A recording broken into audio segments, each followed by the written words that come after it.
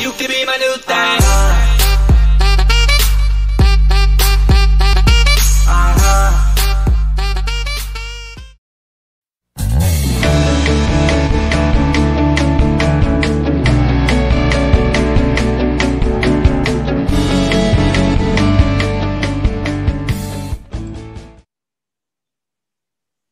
Assalamualaikum warahmatullahi wabarakatuh.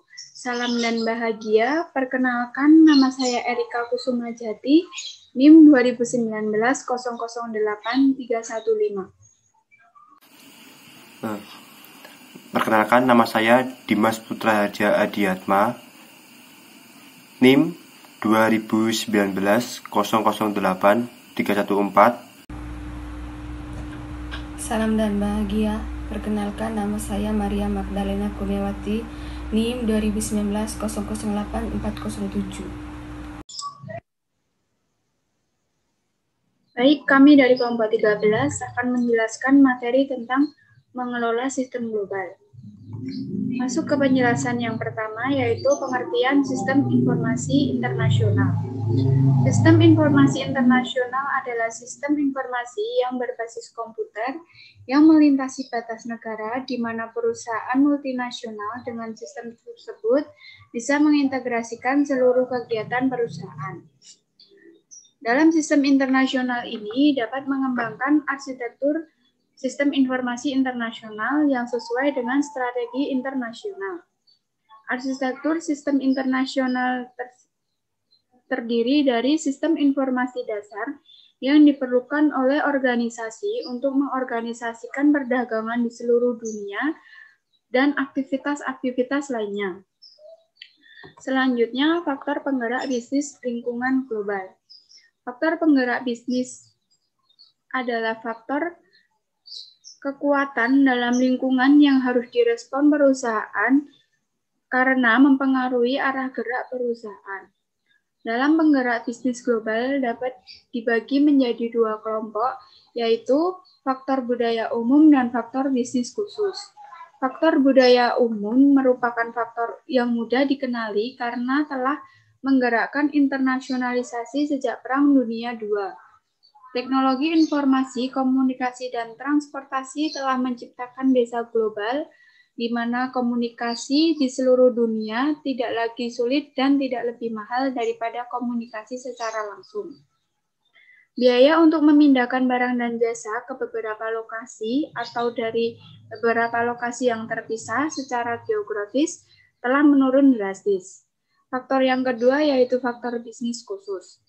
Faktor bisnis khusus merupakan perkembangan dasar ilmu pengetahuan global.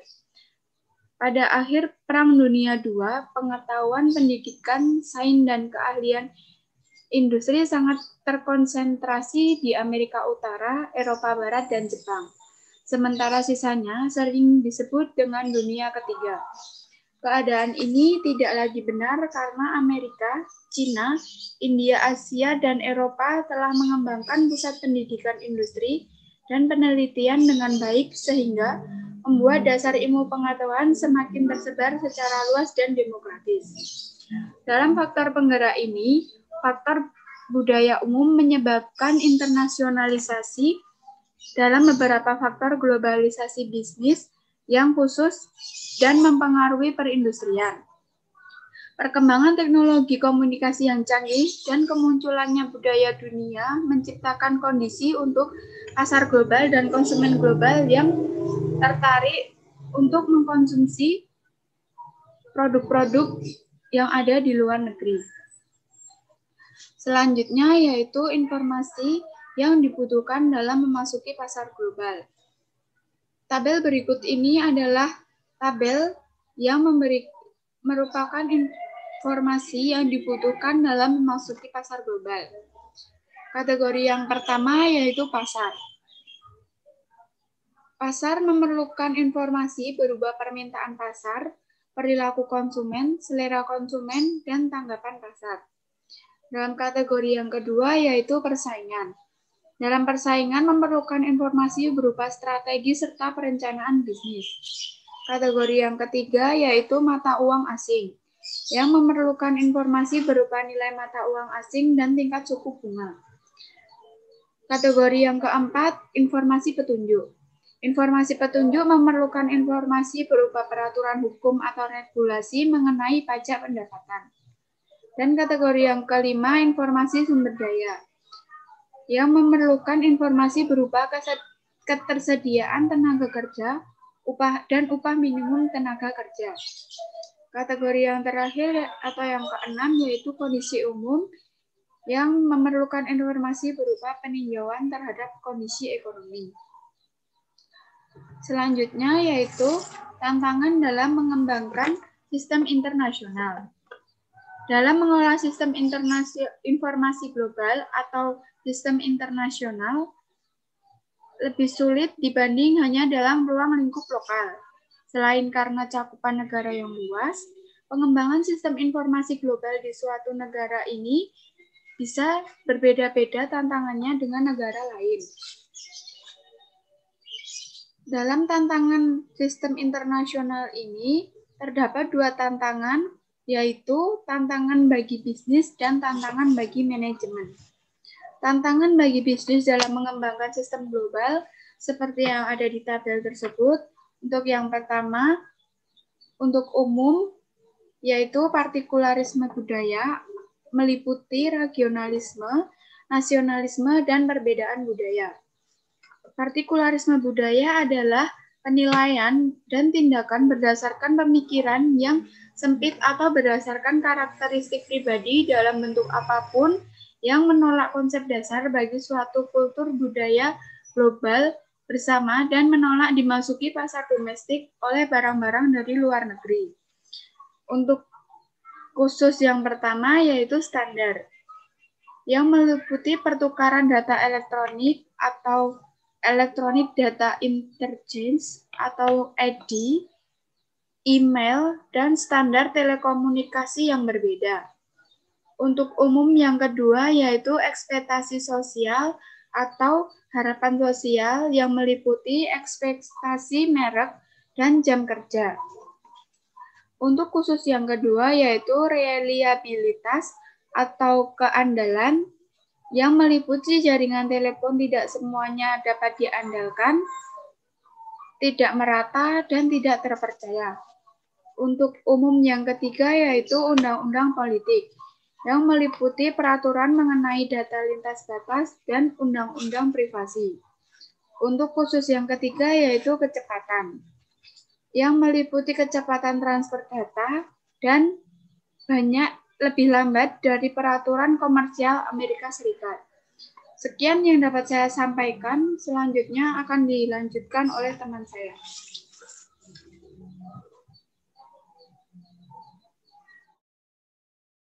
Selanjutnya saya akan menjelaskan tantangan bagi manajemen dalam mengembangkan sistem global. Tantangannya itu adalah seorang manajemen itu harus bisa menyepakati kebutuhan penggunaan secara bersama.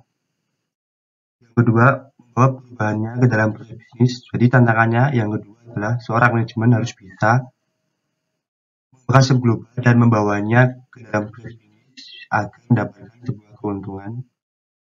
Yang ketiga, mengordinasikan pengembangan aplikasi. Keempat, mengordinasikan peluncuran panti lunak. Dan yang terakhir adalah mendorong penggunaan lokal untuk mendukung sistem global. Jadi tantangannya bagi manajemen itu harus bisa memberikan dorongan terhadap pengguna lokal atau orang-orang lokal agar mereka mendukung sistem global yang dikembangkannya. Selanjutnya, sistem global untuk menyesuaikan strategi. Ada 4 sistem. Yang pertama adalah sistem terpusat. Sistem terpusat adalah sistem di mana pengembangan dan operasinya terjadi secara total dan berbasis rumah domestik di tempat aslinya. Yang kedua adalah sistem duplikat. Adalah sistem di mana pembangunan itu terjadi di rumah, tetapi bagian operasinya itu diserahkan ke unit otonom di lokasi asing, jadi jauh dari lokasi asal. Yang ketiga adalah sistem desentralisasi, adalah sistem di mana masing-masing unit asing merancang solusi dan sistem uniknya sendiri. Yang terakhir adalah sistem jaringan. Sistem jaringan itu adalah sistem pengembangan dan operasi sistemnya terjadi secara terpadu, koordinasi di setiap unit. Selanjutnya, menata ulang bisnis. Untuk mengembangkan struktur pendukung sistem informasi, sebuah perusahaan global itu perlu mengikuti beberapa prinsip. Prinsipnya itu seperti ini. Yang pertama itu adalah atur aktivitas nilai di sepanjang garis keunggulan komparatif. Kedua, mengembangkan dan mengoperasikan unit sistem pada setiap tingkat aktivitas perusahaan regional, nasional, dan internasional. Yang ketiga adalah membangun di kantor dunia sebuah kantor tunggal yang bertanggung jawab untuk pengembangan sistem internasional. Di posisinya itu dikepalai oleh informasi kepala global atau bisa disebut Chief Information Officer atau CIO. Strategi sistem global mendefinisikan proses bisnis inti. Nah, caranya itu adalah dengan melakukan analisis proses bisnis yang harus mampu mengidentifikasi dan menetapkan prioritas dalam daftar singkat proses bisnis yang kritis perusahaan. Yang kedua adalah mengidentifikasi sistem ini inti untuk koordinasi terpusat. Jadi langkah strategis yang kedua adalah harus bisa mengatasi sistem inti dan mendefinisikan sistem sebagai lintas negara. Biaya politisnya dan keuangan untuk mendefinisikan dan menerapkannya itu sangat tinggi. Oleh karena itu, seorang manajer harus bisa mengusahakan membuat daftar sesedikit mungkin. Yang ketiga adalah memilih pendekatan. Langkah ketiganya adalah memilih pendekatan. Jadi dari pendekatan gradual dan pendekatan rancangan keseluruhan yang mencoba melakukan segala sesuatu seketika. Dan langkah alternatifnya adalah dengan mengembangkan aplikasi lintas negara secara bertahap dari aplikasi yang sudah ada dengan presisi dan pandangan yang jelas. Selanjutnya, menjelaskan manfaatnya yang jelas. Setiap sistem menawarkan manfaat khusus dari suatu anggaran. Jadi kontribusinya keseluruhan dari sistem global yang berada di beberapa wilayah itu merupakan kemampuan untuk mengoptimalkan penggunaan dana perusahaan untuk dasar modal yang lebih besar. Terakhir, adalah solusi manajemen dan implementasinya. Seperti yang sudah saya jelaskan di awal, tantangan bagi manajemen juga itu isinya sama. Jadi seorang manajer itu harus bisa fungsinya agar tantangannya tersebut terselesaikan itu terus bisa menyepakati beberapa kebutuhan agar penggunaannya dapat bersama-sama. Yang kedua adalah manajemen harus membawa perubahan ke dalam proses bisnis. Jadi pengimplementasinya itu seorang manajer bisa membuat perubahan dalam sistem global dan membawanya ke dunia bisnis dapat demi mencari keuntungan. Ketiga adalah mengkoordinasikan pengembangan aplikasi, dan keempat mengkoordinasikan perilisan perangkat lunak. Jadi solusinya itu manajemen harus bisa berkoordinasikan tentang pengembangan sistem globalnya. Yang terakhir adalah mendorong penggunaan lokal untuk mendukung sistem global. Jadi solusinya bagi manajemen adalah harus bisa mendorong masyarakat daerah atau pengguna lokalnya dan mereka akan mendukung sistem global. Jadi pengimplementasiannya itu ya kayak memberi sebuah dorongan atau ajakan bagi penggunaan lokal agar mereka itu mendukung sistem global yang dibuat. Dan dari saya penjelasannya. Yang berikutnya tentang isu manajemen dalam mengembangkan sistem internasional. Jadi dalam isu manajemen dalam mengembangkan sistem internasional ini terdapat tiga hal pokok penting. Yang pertama, memiliki strategi. Jadi dalam memiliki strategi ini terdapat berbagai strategi utama yang menjadi basis struktur organisasional perusahaan global. Yang pertama, eksportir domestik. Yang kedua, strategi multinasional. Yang ketiga, waralaba. Dan yang keempat, strategi lintas negara. Yang kedua, mengatur bisnis. Jadi dalam mengatur bisnis ini ada dua faktor pendorong aplikasi bisnis global. Yang pertama, pelanggan global. Teknologi informasi global dapat membantu menyediakan layanan cepat dan nyaman kepada orang-orang atau perusahaan yang berpergian kemana saja dengan operasi global. Yang kedua, produk global. Dalam produk global, produk sama di seluruh dunia atau dirakit oleh anak-anak perusahaan di seluruh dunia, dan teknologi informasi global dapat membantu mengelola pemasaran dan pengendalian kualitas di seluruh dunia. Yang ketiga, mengelola wilayah manajemen sistem. Jadi, sistem di sini diartikan berbagai aktivitas yang dapat dilibatkan dalam pembuatan dan operasi sistem informasi, konsepsi, dan keselarasan dengan rencana bisnis strategis, pengembangan sistem, serta aktivitas yang dilakukan terus-menerus dan pemeliharaan. Lalu kemudian, yang berikutnya tentang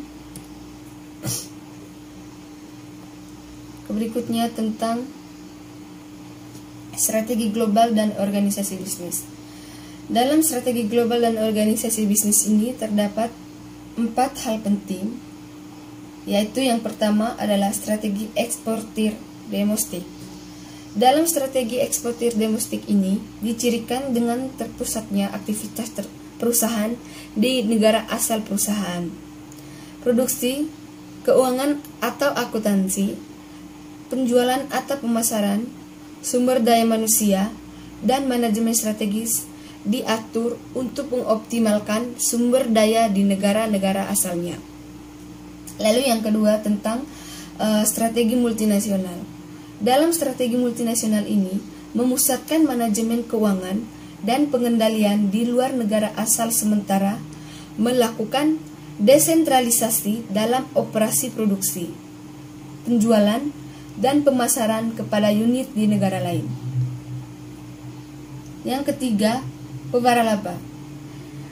Pewaralaba ini maksudnya pengembangan dari hal yang baru dan hal yang lama. Di mana di sini produk diciptakan, dirancang, dan dibiayai, diproduksi pertama kalinya di negara asal. Tetapi untuk alasan khusus terhadap produksi disesuaikan dengan personil luar negeri untuk memperluas proses produksi, pemasaran, dan sumber daya manusianya. Lalu yang keempat, proses lintas negara.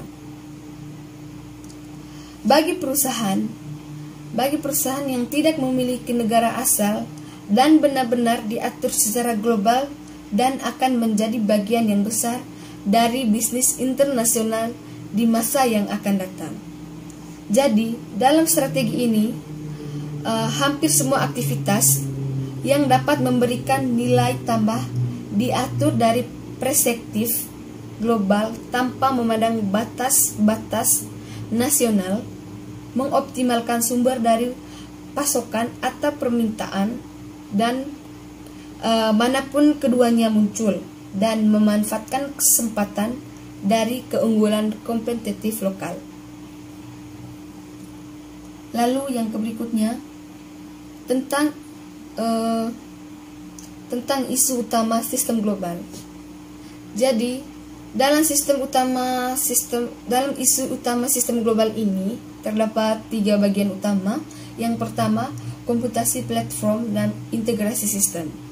Jadi dalam komputasi platform atau integrasi sistem ini memiliki tujuan untuk mengembangkan sistem global, distribusikan, dan terintegrasi untuk mendukung proses bisnis digital yang mencakup batas-batas negara, batas-batas nasional. Yang kedua, konektivitas. Dalam konektivitas ini, di mana kemampuan untuk menghubungkan sistem dan orang-orang pada perusahaan global ke dalam sebuah jaringan yang terintegrasi. Yang ketiga, software localization. Dalam software localization ini, pengembangan sistem inti yang menciptakan perangkat lunak baru yang menimbulkan tantangan untuk membangun perangkat lunak yang dapat secara realistis digunakan oleh banyak unit bisnis dari negara yang berbeda.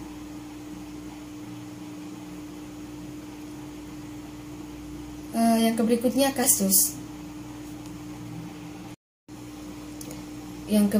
kasus. Judul kasus yang kami tampilkan yaitu PT Semen Indonesia dalam mengatasi masalah budaya dan komunikasi pada sistem informasi global. Jadi di sini saya tidak akan membaca secara keseluruhan kasusnya, tapi saya menyimpulkan saja bahwa dalam kasus ini menjelaskan bahwa dalam beberapa masyarakat tertentu itu pengguna teknologi mungkin tidak dianggap sebagai suatu pekerjaan yang tidak membutuhkan keahlian, sedangkan di masyarakat lainnya dianggap bahwa adanya teknologi ini meningkatkan tingkat sosial mereka. Seperti contohnya itu di kasus ini yaitu tim ICT Semen Indonesia Group mengimplementasikan SAP di Tanglong Semen Vietnam hanya dapat waktu 6 bulan di tengah kendala bahasa dan budaya, menunjukkan kemampuan yang tinggi dan adaptasi lingkungan yang baik. Keberhasilan implementasi SAP tersebut menjadikan Tanglong Semen Vietnam sebagai perusahaan pertama yang berhasil melakukannya dan saat ini menjadi benchmark dari berbagai perusahaan di Vietnam. Jadi ini contoh bahwa di masyarakat Vietnam percaya bahwa adanya teknologi ini membantu mereka untuk mengadaptasi dan menunjukkan bahwa kemampuan yang tinggi dan lingkungan yang baik. Lalu hal ini juga mendorong dan memberikan pandangan bahwa etis budaya kerja dan budaya berteknologi yang baik sangat dihargai di tingkat internasional. Sekian dari saya, terima kasih.